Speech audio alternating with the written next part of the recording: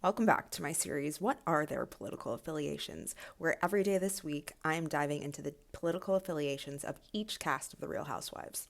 If you haven't already, be sure to hit follow so you don't miss a thing. This episode, we're talking the ladies of Dallas. I think you're going to be absolutely shocked at how many Democrats are on this cast. Just kidding.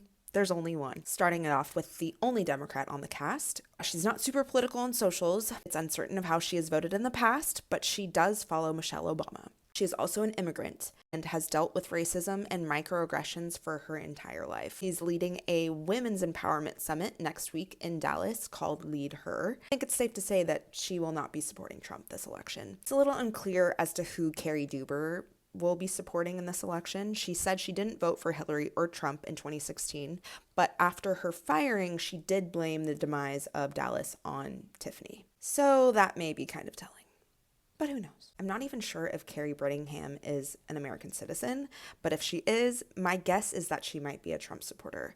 She is classist, possibly colorist, and if you remember the way that she acted at the cabin towards the Bigfoot guy and pouring salsa on the bed was absolutely awful. She was extremely critical of Tiffany when she joined the show. She showed no respect for her accolades. She even accused Deandra of being elitist for admiring what Tiffany had accomplished. Moving on to those who lean Republican and have leaned Republican in the past, but may not necessarily be supporting Trump in this election.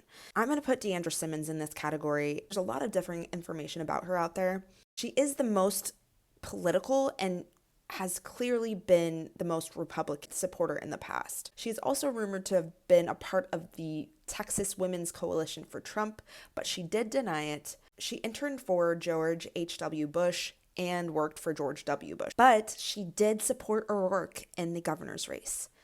So, I don't know. She might be supporting Kamala this election. She may support LGBTQ plus charities, but Leanne Locken, all signs point to the right when it comes to her political views.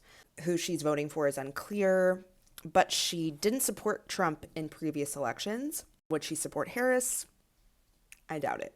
There are no donations listed under her name.